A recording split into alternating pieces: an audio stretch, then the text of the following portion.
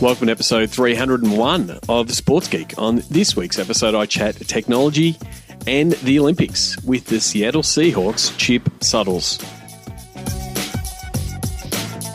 Welcome to Sports Geek, the podcast built for sports digital and sports business professionals.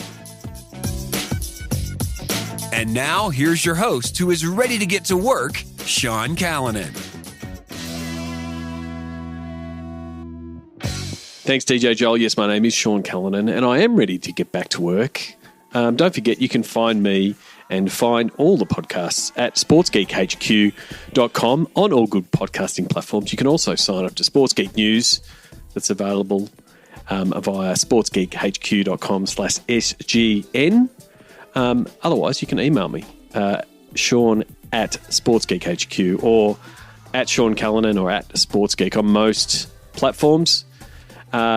This episode 301, just wanted to know, how has your podcast listening changed since 2019, since the move to work from home, distanced, not being in the office, losing the commute? There was a lot of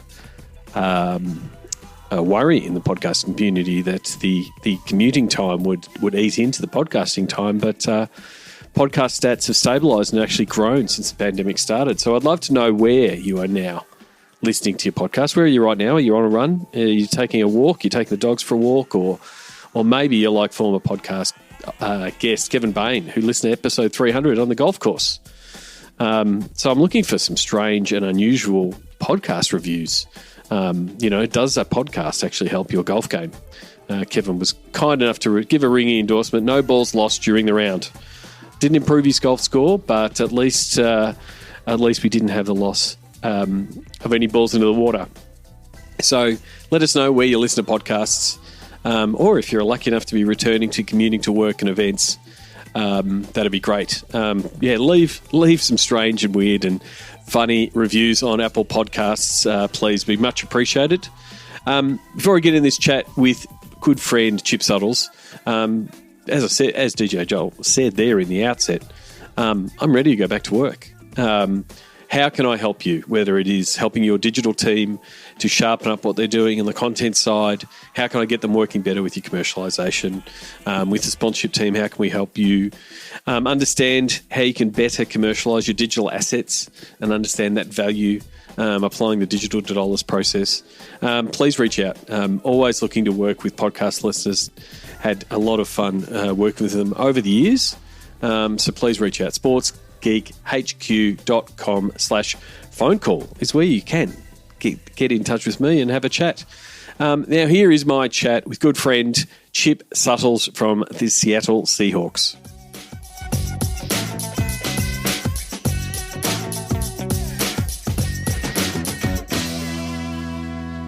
Very happy to be joined by my good friend, the VP of Technology at the Seattle Seahawks, Chip Suttles. Welcome to the podcast. Thanks, John. Thanks for the invite, and I'm happy to be here and talk to you today.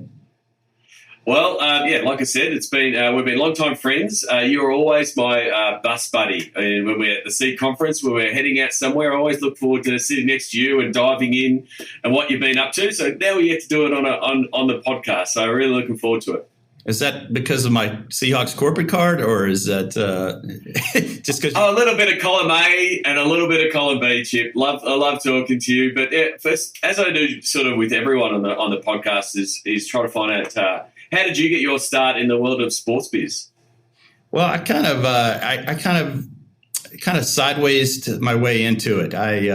I had a uncle, to be honest, a little bit of nepotism. There was an AT&T executive, and when the Atlanta Olympics were awarded to the city of Atlanta for the 96 games, my uncle was a part of that, and he facilitated an introduction. And from that introduction, it led to a job interview, and fortunately being given the opportunity to come on as assistant venue tech manager in the technology department in support of the Olympic Games there.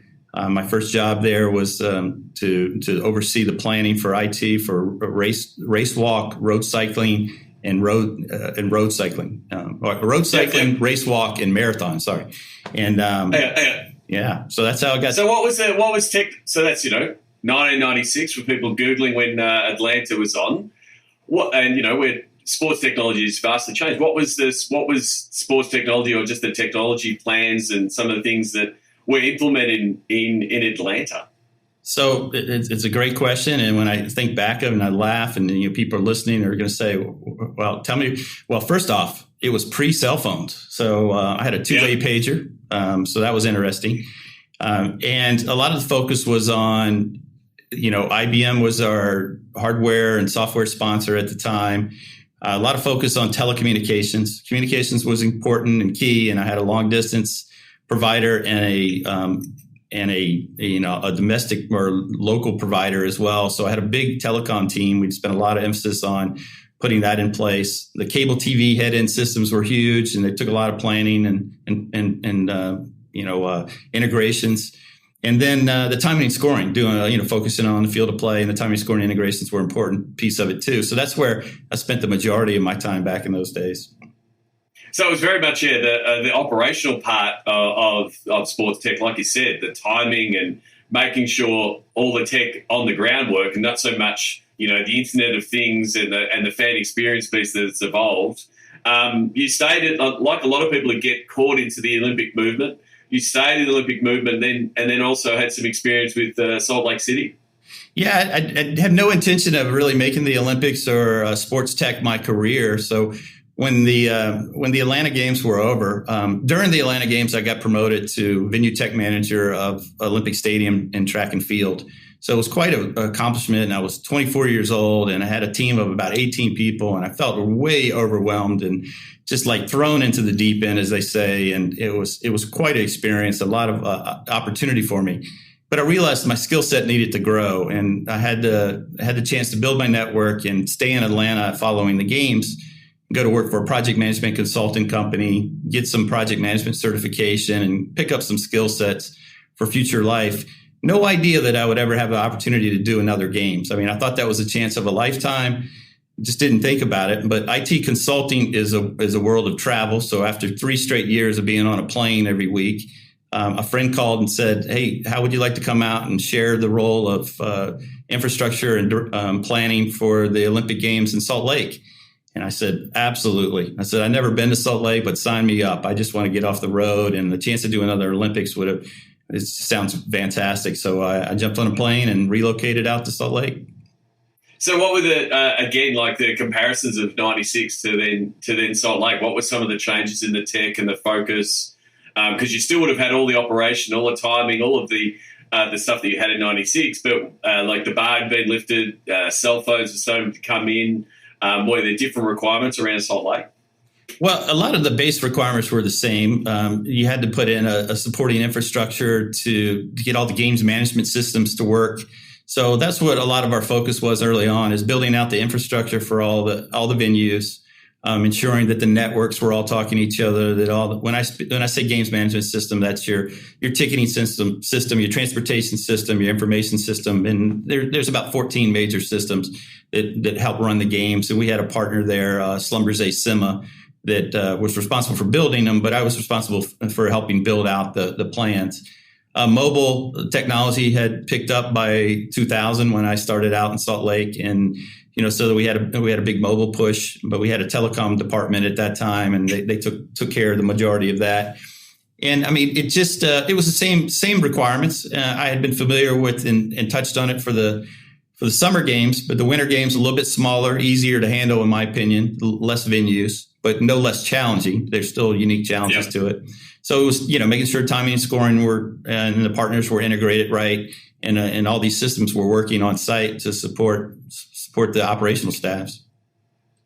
And then sort of out of the Olympics, working for the organising committee, it's a contract gig. It's like no one moves on to the next Olympics. You have to go to the next organising committee. So after Salt Lake, you sort of ventured back into the world of IT, and just did you think then your sports tech career was done? I actually, before the Salt Lake Games were over, I was recruited and hired on to head up the Olympic programming in the project management office for CIMA, who were based out of, it was quite interesting. I had the opportunity to move to Torino, Italy.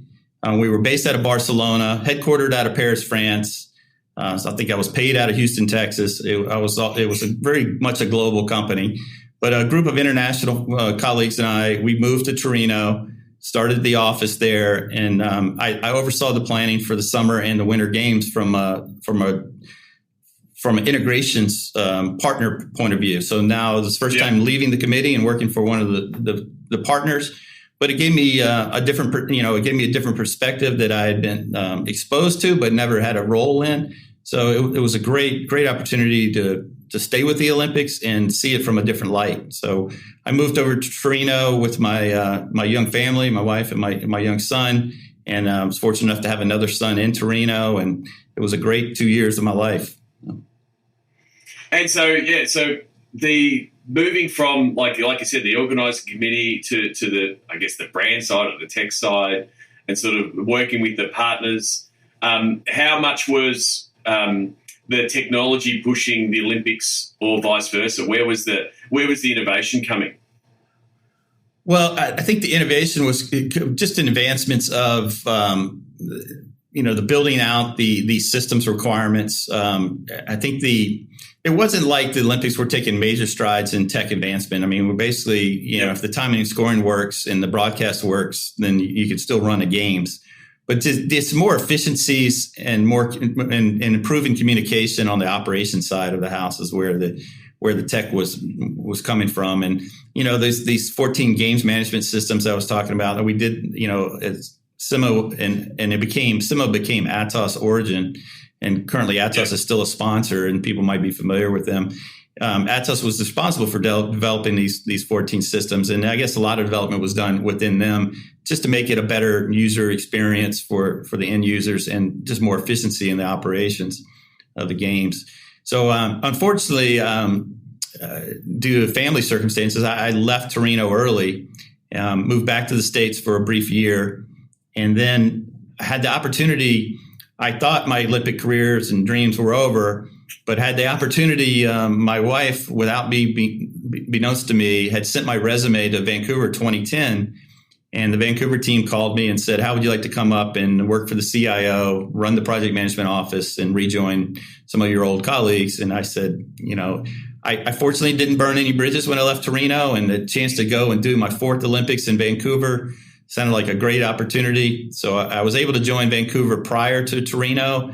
And one of the great things was I got to go back, working for Vancouver 2010, I got to go back and experience and work the 2006 Torino Games. So I got to see the first 2 years of development, and then I got to see that last, the actual games themselves and how it all evolved. And I was really fortunate to be in that position and be able to work with some of those colleagues that I worked for back in the day. And to work for the 2010 Vancouver Olympics and Paralympic Games was another. Just every time I've had a chance to work for any of those games, I felt like it was a chance of a lifetime, and I didn't take any of them for granted. It's just such a great experience. So it's hard work goes into that, and those teams put such a behind the scenes effort into it to make those games happen. And it's on the world stage, and there's no second chances here, and it's just a great accomplishment to feel after you after you be a part of that. Actually get through I mean, that's the thing. I mean, with the games, again, coming up here for Tokyo, it is not only a 4-year wait, it's been a 5-year wait, but the amount of work that you are literally putting in, the 3 to 4 years work and planning for a 2-week position. I've spoken previously with people running, Grand Slam events that have that 2-week, or Grand Prix that have that a couple of days.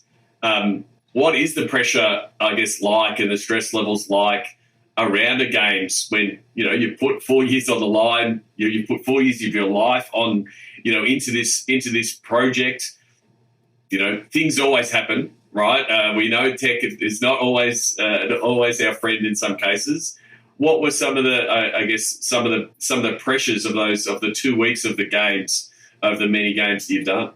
Well, first off, you ask, well, each games can be different. I think the pressure was greatly reduced the better the plan was to execute, right? And I got to experience some moments of terror, as we led into some things that just weren't planned properly. But for the most part, and the reason I think a lot of us look back at the Salt Lake Olympic Games in 2002. Is being so successful is because we were we were setting on go months ahead of we were there, we were ready. We had plan A, B, and C and fallbacks and rehearsed properly. And, I felt like we were well prepared. I think it's been spoken of that the games in Australia were done the same way, just were well prepared, and it wasn't some of the panic that we experienced maybe in the Atlanta games that we had with last minute deliveries and rollouts of equipment. I think the Olympics plan for, they do not only have an A and a B plan, but they generally have a C and sometimes a D plan, because you're dealing with, live broadcast for the world, and there's just no opportunity to make mistakes. So there's a lot of backups in place. It costs a lot of extra money, a lot of extra planning, a lot of headaches, and people sometimes don't understand why you have to have this just in case. But really, it's the world stage, and you just can't have mistakes. So when done right, it's really not as stressful as you might imagine when it's planned right and it's put together right. Terrific. And if anyone is listening from Tokyo Olympics, all the best for the one of the most challenging Olympics, I think, is going to be performed, and fingers crossed it does actually happen. So best of luck. But you finally did move on from the Olympic movement, and in Vancouver you moved to the pro team side with the Canucks. What was that change? Even just the cadence of big event every 4 years to a regular season, and having a venue, and effectively not having to pull all the tech out and put all the tech in on a yearly basis that happens in the Olympics. What was it like moving to the Canucks? Well, it's a great question. And I was fortunate enough to, through the network of folks that I met during the Vancouver planning, I was able to meet the owners and the management team of the Vancouver Canucks organization, who offered me a position as director of IT. And I was anxious to move back to the States after the Vancouver games were over. But the opportunity to work for a Canadian hockey team, or NHL team, a professional team in Canada, I just couldn't turn it down. I mean, it's really a Canadian's dream. I'm not Canadian, but I realized how valuable this job was. And I said, I got to give it a chance. And they were a fantastic management team and a great place to work. And it was, I'll explain it this way. The Olympics are often described as dog years, or it takes 7 years worth of work for every year you work for them, and it very much was like working for the pro team was very much like hitting the brakes for me. It was, oh, you mean you actually you don't have to get this done by tonight or tomorrow morning, or you got time to plan and do this properly. And fortunately, the arena and the team had some really good tech initiatives, and I was able to accomplish a lot, putting in digital signage and new point of sales and some new LED elements and new video board and sound system, and upgrading the video control room. And we got to do some really cool things. And it just so happened that the timing couldn't have been better. We went to the Stanley Cup finals in my first year with the team. So I got the whole experience, the whole playoffs, and working with the NHL league office and how the playoffs are operated, and what it takes to be a Stanley Cup venue. And we came up just short in Game 7 of winning the Stanley Cup, but it was still a fantastic experience. It was a lot of emotion and a lot of pride and hard work that went into it, making that happen. But it was great experience. And I got to work for the Vancouver Canucks for 2 years before this opportunity here presented itself, and I was recruited. Yeah, and so I think I met you probably when you were at the Canucks, and then soon after you moved to the Seahawks in 2012. I've been lucky enough to visit you and check out the facilities at the Seahawks. One of the things, like, what attracted you to the Seahawks role? Obviously, you've got the big brand of the NFL, but what was one of the things that attracted you to the Seahawks? Well, I think after working in the Olympics for 18 years and then having a chance to work for the NHL team for a couple of years, I realized that the pinnacle of professional sports in North America was NFL. And when I was fortunate enough to get an opportunity and saw an opportunity, I certainly pursued it. And I think it was interesting. It was, I think 7 interviews over 4 months as I was trying to see if I was a fit, and they've seen if I was a fit for the organization. So it was kind of grueling, and it was nervousness, coming down here and joining the team. But to me, it's the pinnacle of sports. They have it's made for TV. They want to do things at best in class, first class. And then on top of that, our ownership here, Paul Allen, the late Paul Allen at the time was our owner. And his approach was, we're out here in the Northwest of the United States, and the players that come here, we want to make them feel as comfortable as possible. So we want to have the best facilities and the best workout rooms, and provide whatever they need to make them feel like this is a place they want to stay and play and perform well. And that's just, it makes for a great facility, makes for great colleagues and teammates here to work with. And, we all got that mindset. Let's do the best we can to make this organization like a consistent championship caliber team all the time across the business and play field. So I think, you mentioned the late Paul Allen there being a tech owner. It would have been, great for you. And I've heard, spoken to other people who've worked for Paul Allen teams, like the runway that he gives you from a technology point of view, because he got technology, realized, understood its advantages.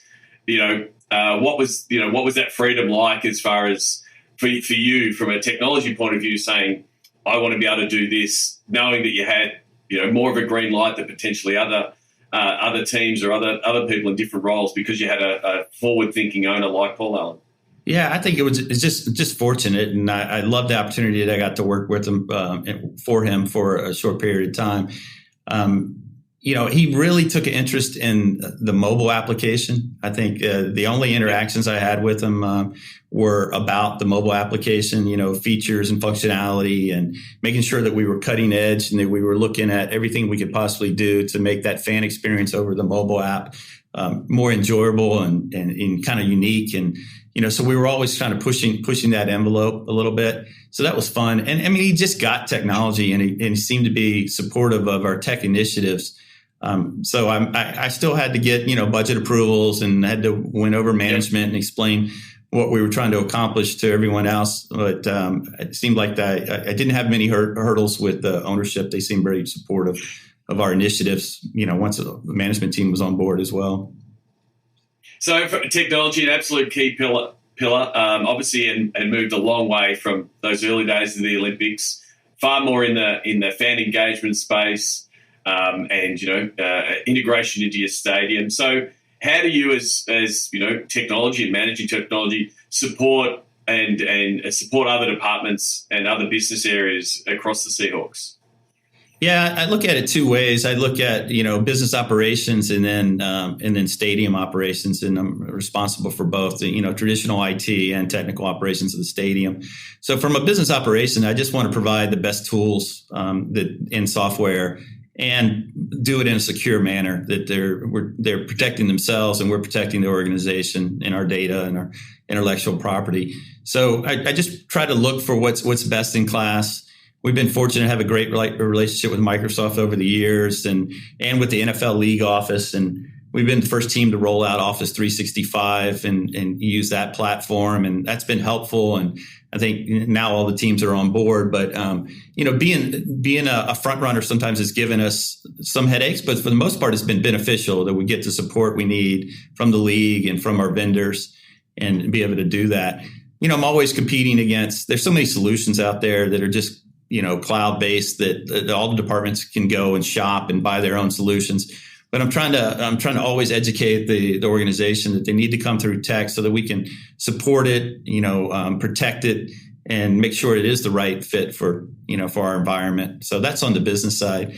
On the fan side, I think it starts with connectivity. So I spent a lot of emphasis on making sure that we have enough bandwidth, that we have the latest 5G rollouts for our cellular coverage and our LTE networks, and then we have the latest Wi-Fi. And I just finished our second rollout of Wi-Fi 6 AX at the stadium, 1,500 new access points that are just waiting for some spectators and our 12s to come back and utilize. So I'm anxious to get that tested and tuned. We were fortunate enough to be able to do that project during the COVID year, because it was under the essential category, and so I'm anxious to get fans back in the building and try it out. So.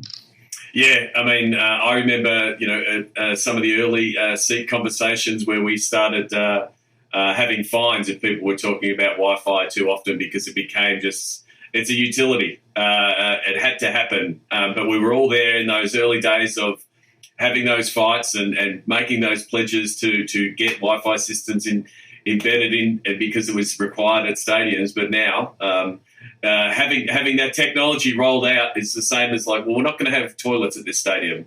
Like, it's just as insane. So it's good that we've advanced on that, but the new tech keeps rolling because the phones keep changing, and if it's not Wi-Fi now, it's 5G, and the coverage, because you're just getting more and more, hopefully, fans sharing once they're in a stadium. Well, the importance of it is that, I think a good experience starts with connectivity, but the importance is that we've gone so mobile. We went cashless a couple of years ago. We're one of the first stadiums in the U.S. to go cashless, and we've gone 100% mobile tickets as well. We just rolled in a new access ticket pedestal control that we're putting in place to allow more the spectators to come in more freely without having to interact with individuals. There'll still be assistants and event operators there to help them, but this pedestal will allow you to go through and just scan your ticket using NFC and the Ticketmaster. Yep. Yeah. So I mean, I think that in point of sale, ability, we ensured that we have mobile payment opportunity at every point of sale throughout the building. So just to make it more of a touch-free environment, not only I think it's speed up transactions and interaction times, but it also, in this time and age and time, it helps with the COVID situation, and will when we return to make people feel safer coming back to live sports. Yeah. Well, you mentioned that. You can't talk on a podcast without talking about 2020 and COVID. What were some of the, I guess, technology challenges and solutions that you had to implement to one, keep your players safe, do all the protocols, and make sure that the Coach Carroll and the team could be on the field? Were there some things from a technology point of view that you implemented last year to try to stay ahead of the curve, and I guess keep everybody safe? Yeah, no, it's a great question, and we have to address it. So proud of the way the organization and the team leaned into it, and just really adaptive and flexible, and embracing the changes and the technology that we put in place to help them. I mean, we took a lot of guidance from the NFL and their established protocols and put them in place in a quick order.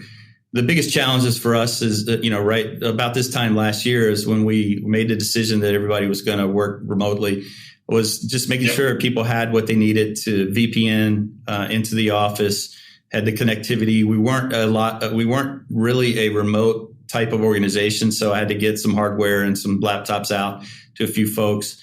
One of the early challenges right away were I had to find some thermal scanners and get those incorporated.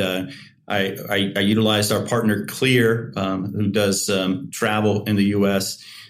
Clear was able to build an application so we could do our health pass attestations on a daily basis through their app and keep everything HIPAA compliant on our side of the house. So we were able to do that in short order and utilize that on a daily basis.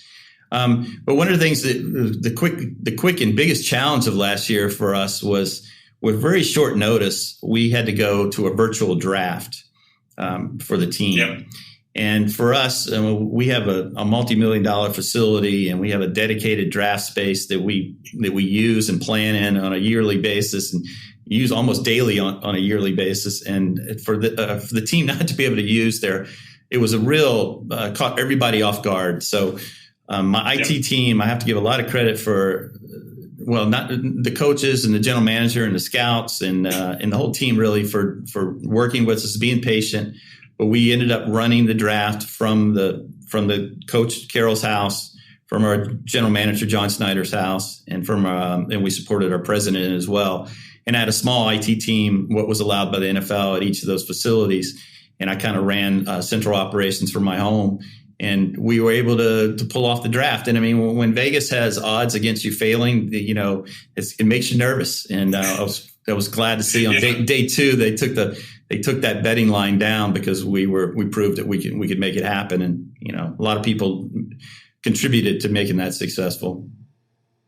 And I guess it has shown you the agile nature and the ability for your team to adapt and produce something. But that virtual draft was a logistical nightmare, but for it to be pulled off was absolutely quite amazing. Not just your team, but across all of the NFL teams, and the coordination across the whole network was fascinating, and it definitely showed a completely different side of the NFL draft. It's normally got a lot of polish, and there's a lot of hats being handed over with shiny suits and those kind of things. So it brought a lot of more personality into the draft. But I was like you, a geek watching it from a technology point of view, going, wow, look at how this is being pulled off and integrated into a broadcast. So kudos to you and the team. So that was the early big challenge. And then, I mean, just the whole over time, we all kind of adopted to the new virtual platforms of doing business. And, we utilizing Zoom and Microsoft Teams. And then, I think I'm up to 11 different platforms I've utilized since COVID has started. But, getting people familiar with it and comfortable with using that and getting communication lines set up with the departments and across management teams. And, I think we're well established now, but it just took some time. It just wasn't our normal course of business. But a lot of people had that same challenge. And, so I'm not complaining. I'm just saying once we got comfortable with it, we're just business as usual. We were making it happen. Do you think there'll be some of the tech and some of the processes and workflows that have been implemented in the last 12 months that will stick? Do you think there's potentially things, there's always the away game and how someone's capturing content and how it's getting back to the digital team and how it's getting cut up? That's always been a sort of a weird work from home. Someone's doing it at home. That's part mobile, it's part desktop, it's part laptop.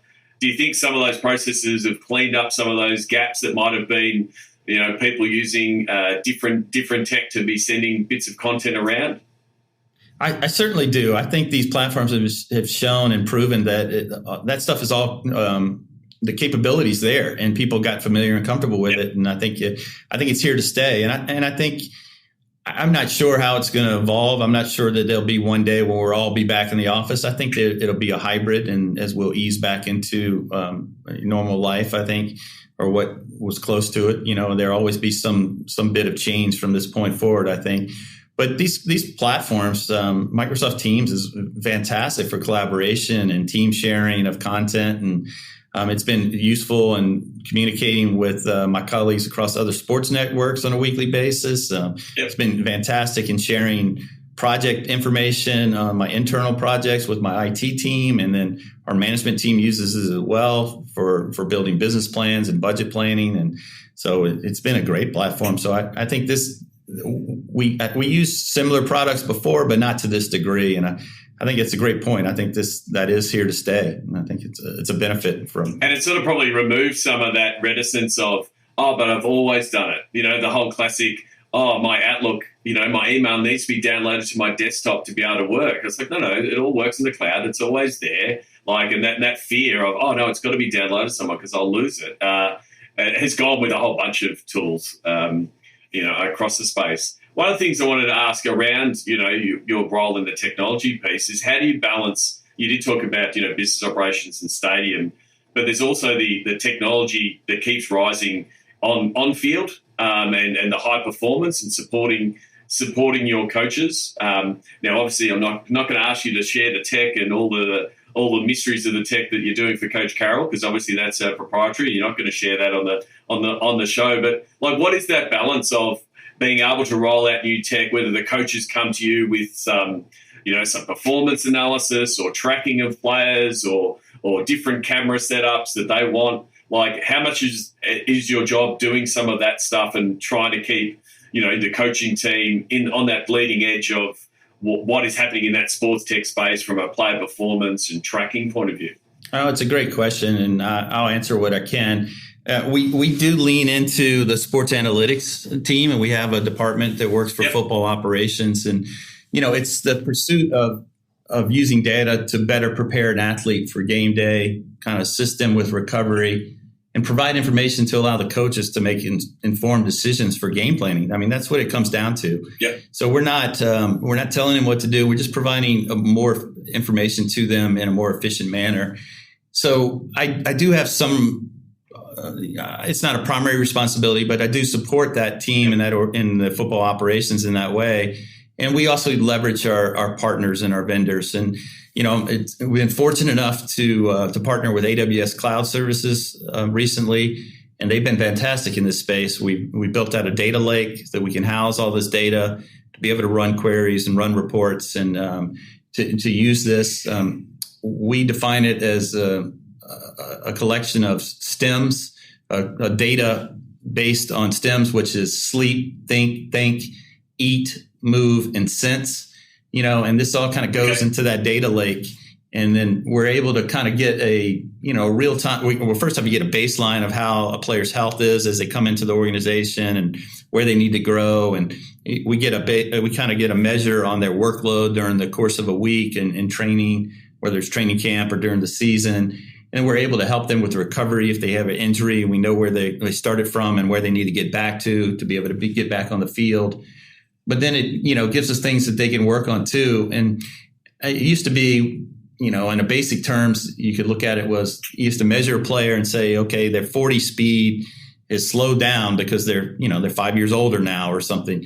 And that used to be, okay, that's what they're measuring. They're saying I'm slowing down, they're going to cut me. That's not what it's about anymore. It's about, better preparing that athlete for game day and getting more longevity out of that athlete. And so that's what our sports team works on. They try to provide a real-time assessment of a player's health and well-being to the coaches on a health front. And then, of course, there's a lot of strategy planning and things that we do, looking at the stats from gameplay. AWS has helped us do a little bit with the machine learning where we'd be able to assess some video with machine learning so that we can ask more questions and get more review of footage so that we can see, let me give you an example there. So we can look at practices and say, well, this play, might work 75% more effective out of this formation in practice than it was out of this formation. So maybe we want to try to run that in the game. And I mean, that's just a generalization, but that gives you some idea that we're able to get to that level and see what works. And the players are certainly buying into that. The coach is buying into it. So. I mean, from a player point of view, again, if you look back at your early days at the Seahawks, you're probably getting players, and we're moving now to a world with quantified self and Fitbits and Apple Watches that are keeping giving us all information. But you've got athletes now that have grown up in that space, like they know what they know their sleeping patterns, or they know what their heart rate is, and all the things that they've got devices. So are they more inquisitive and a bit more receptive to taking on board more of that information than potentially, if you look at like older school, technophobic type players that were, seeing it as this is a reason for me to cut, for me to be cut because you've got this data.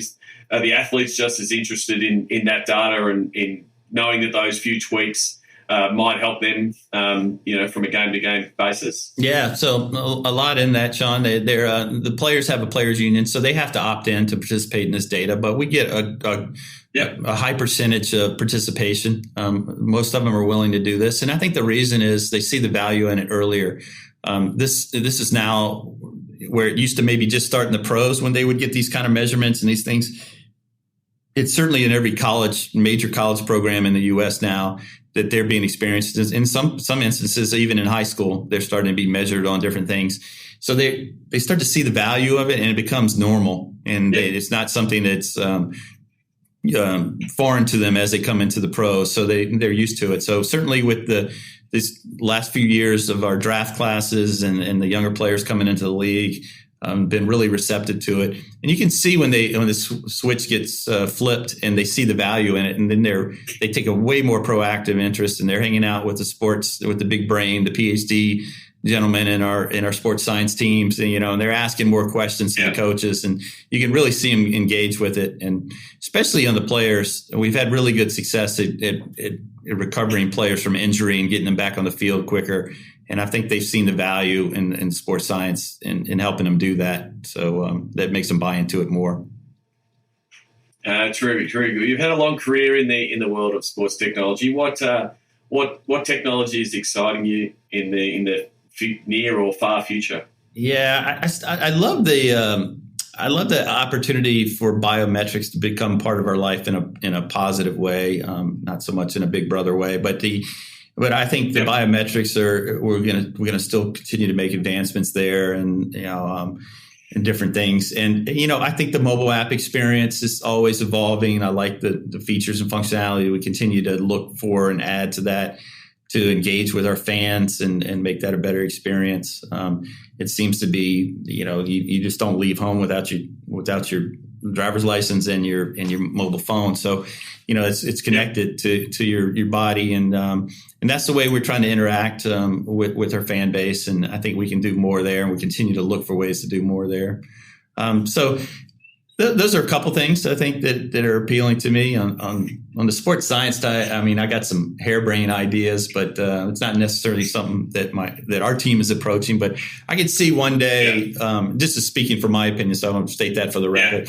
I see the ability to do holograms and to train against holograms. Let's say you take the best player in any given position and you be able to project them on the field, and you practice against that hologram. So you're not getting hurt, but you're seeing technique, and you're developing technique and skills that some of the best players in that position might utilize on the field.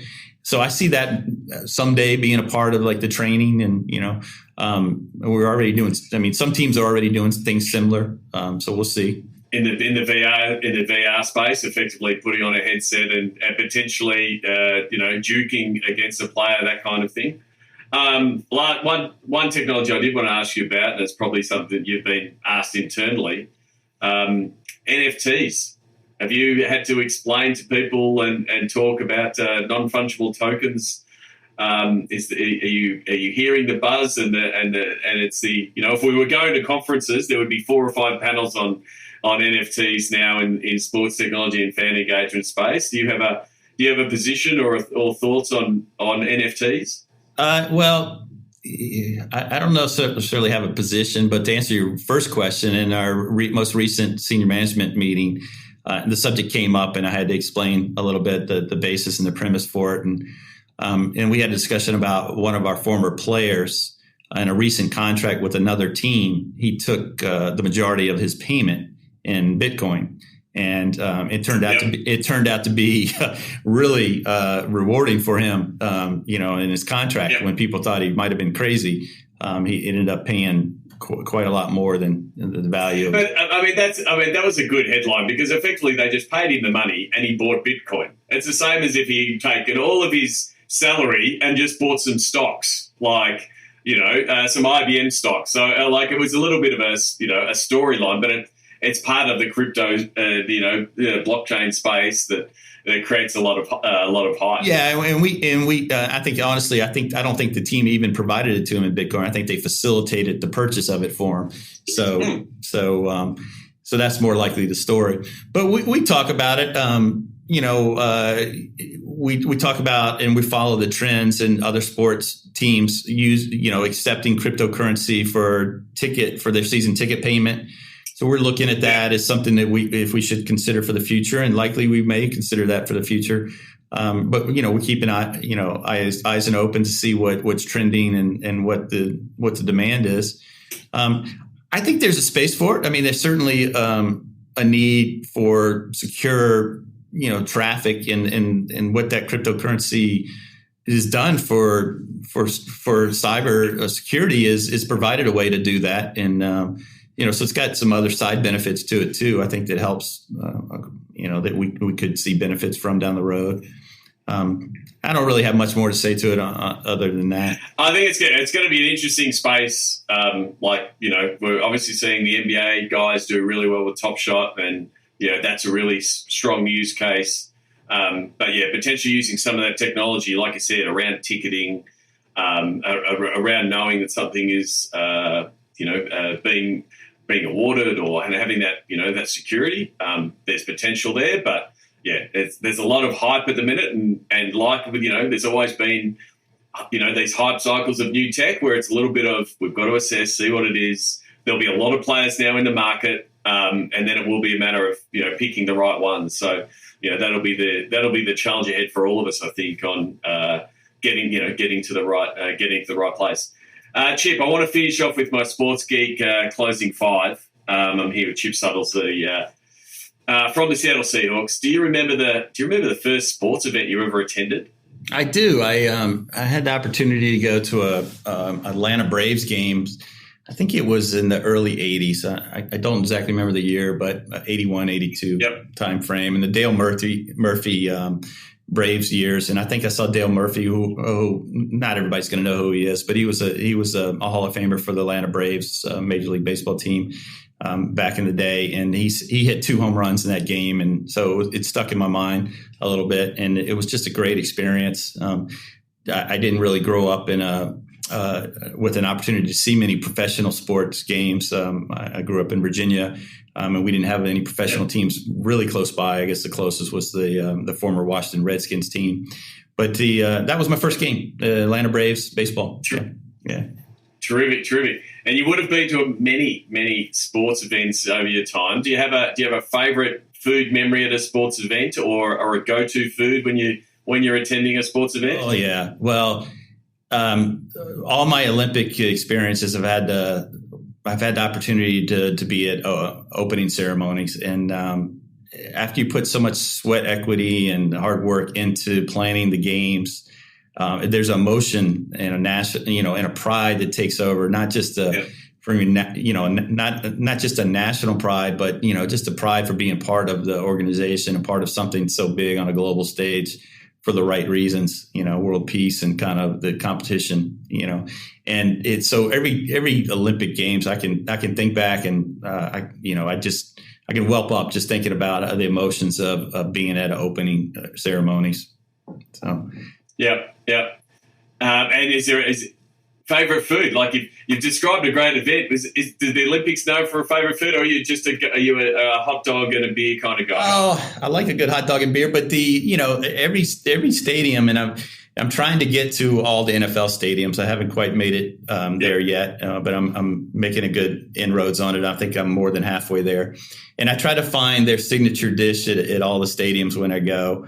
I'm pretty proud. I'll just throw a shout out to John Howie is a local restaurantee and a chef here in the Seattle market, and we've partnered with them. And he makes a bacon burger at Lumen Field Stadium. So I got to give him a shout because it's just delicious. It's so good. Yeah. You had me at 2 bacons. I would have been in on 2 bacons, but you add the 3rd bacon, and I'm definitely in. What's the first app you open in the morning? Oh, that's a good question. So, at first, I guess I check Messenger first, just make sure there's no urgency in the day. And then I got a couple news apps I go to, but I generally find myself going to Pro Football Talk. They seem to be more of an insider. I just want to see if any transactions happened or any major news or mistakes happened overnight that should be aware of. So, terrific. Is there someone that you either follow or maybe an author or someone you follow or a colleague that you follow that the podcast listeners should follow, and why? Well, during this year of COVID, and working from home, I've tried to get out for a daily walk or daily run or exercise. So I've gotten really into the podcast. I want to recommend a gentleman named Dr. Michael Gervais, and his podcast is called Finding Mastery. And he's just got a very eclectic group of folks that he interviews, and it's all in the premise of making you a better person and a better quality of life, and it's just fantastic. So Michael Gervais, Finding Mastery. Yeah. Finding Mastery, terrific. I'm trying myself to widen my ears, listen to the new podcasts, recommend different episodes in the Sports Geek News. So I'll check it out. Finding Mastery. Lastly, what social media platforms are your MVP? And you can answer it both as yourself, and then if you want, you can say what's the platform that seems to be going gangbusters for the Seahawks. Well, we support all of them, and from a Seahawks point of view, and for me, I would say I'm more of a follower than a user of any of the social platforms. I like to stay up to speed, but I'm not contributing as much content these days. On game day, I'm all about the Twitter. It just seems like they got the latest information, and it's great to stay up with what's going on. If I'm at a particular event, what's going on at other events. So that's my game day choice. Most of the time, though, I think I've kind of migrated to Instagram. I think that's the platform of choice. I think that's the. Yep. Terrific. Well, before we wrap up, and thank you very much for coming on the show. What are the best ways for someone to reach out to you and connect with you? How can people find Chip Suttles on the internet? Well, you can find me at Chip Suttles at LinkedIn, and certainly I think that's probably a good way to connect with me. And be happy to just be patient, but I will get back to you. And no, not a problem. Make sure that if you're sending Chip a LinkedIn invite, tell him that you listen to the podcast and that I sent you. Then you definitely will get the accepted connection. And thank you very much. Chip, thank you very much. Good to catch up with you. I look forward to our next bus ride, but probably look forward to potentially coming back to your part of the world and catching a Seahawks game again.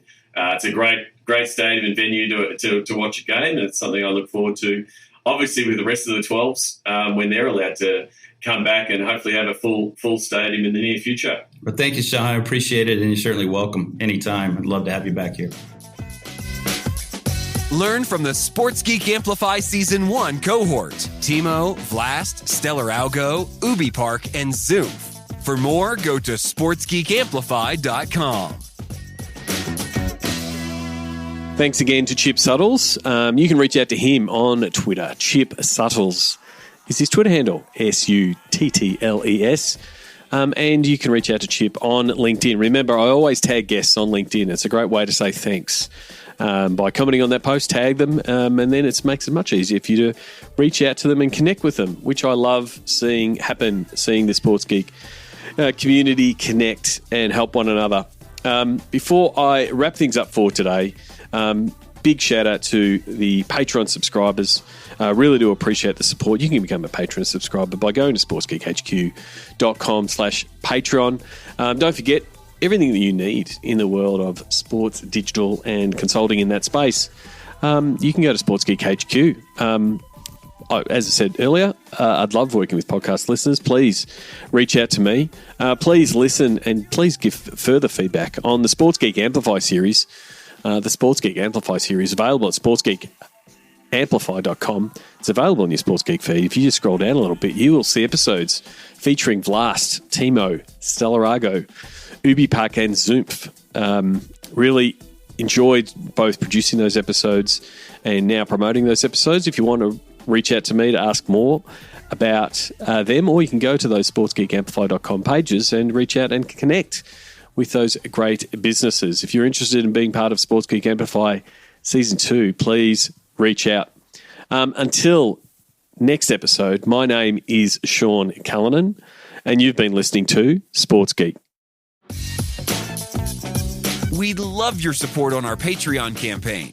Go to sportsgeekhq.com/Patreon. Have you listened to the Sports Geek Amplify series? Go to sportsgeekamplify.com to listen.